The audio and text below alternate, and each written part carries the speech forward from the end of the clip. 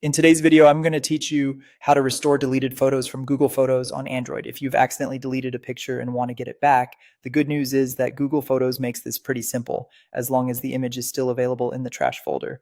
I'll walk you through the process clearly so you can follow along on your Android device without any confusion.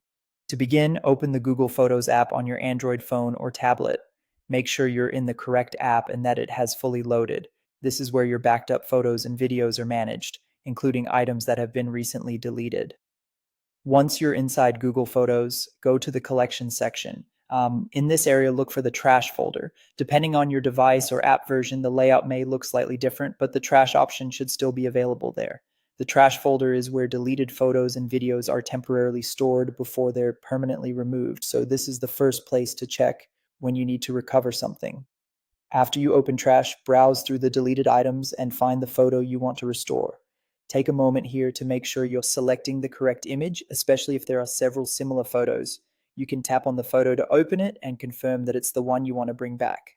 Once you've selected the photo, press Restore. This will return the image to your main Google Photos library and, in many cases, back to its original album or location in your photo collection.